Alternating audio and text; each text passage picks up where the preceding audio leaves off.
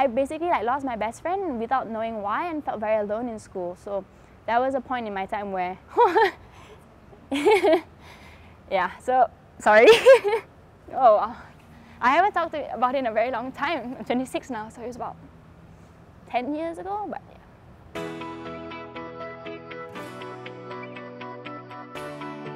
Hi, I'm Farah Ann and I'm a national artistic gymnast. I started training with the national team when I was 8 years old and I'm still doing it. So with gymnastics, it's quite a difficult sport because it requires you to be physically strong and mentally strong as well. I think a lot of people forget about that.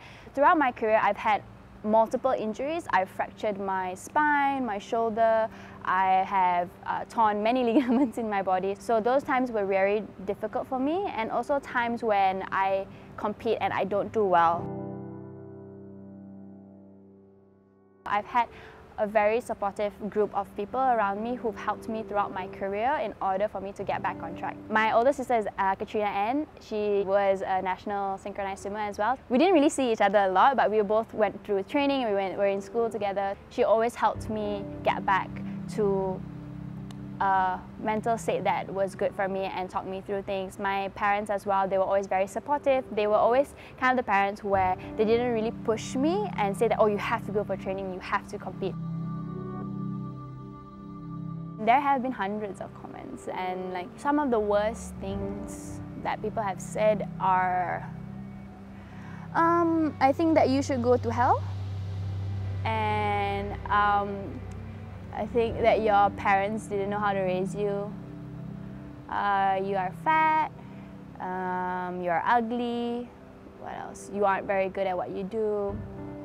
And it's always on me, always online, never in front of your face. And I've been very lucky to have a lot of very good comments about from people. But obviously, even in the hundreds of comments, there'll be that one comment where people negatively react, and that one comment hurts a lot.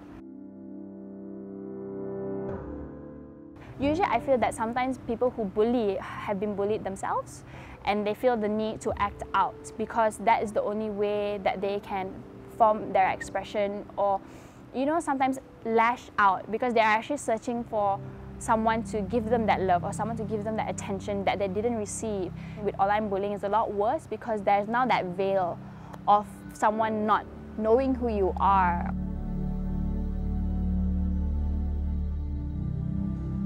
In that time, I didn't really think that that was a form of bullying, because I think people always think about bullying as being very upfront, where you say something about someone or you say something about their looks, or it's very physical.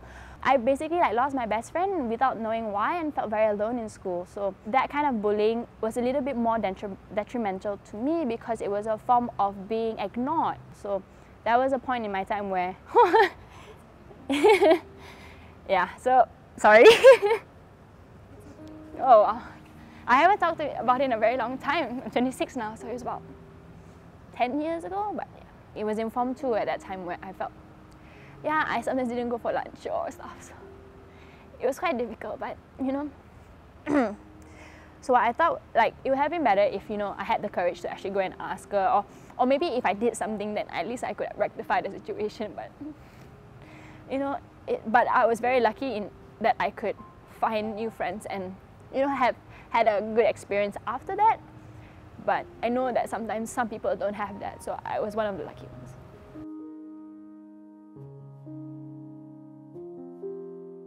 Yes, these comments are hurtful, but they're always from people that I don't even know, or from accounts that are fake. So why am I giving so much of my time and my energy and my mental capacity towards this one comment when I can have such an amazing experience with my friends and family who love me?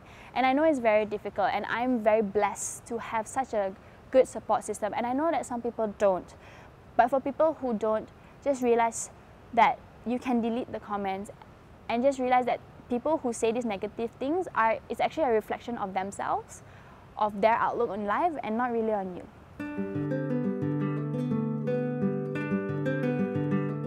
Of course it needs to be part, and it should start from when we are very young, because sometimes we don't realize that some things that we say and some things that we do can have an impact on someone else. Even if you can say that, oh, I don't really like your outfit today. Maybe that person spent an hour thinking about what they were going to wear, or was really feeling not that great about themselves that day, and you just said that very minor thing. To you, it might have not been anything, but to them it could be something that was very detrimental. And I think once we learn some of the words that can be quite hurtful to other people, then we will learn to be a kinder society.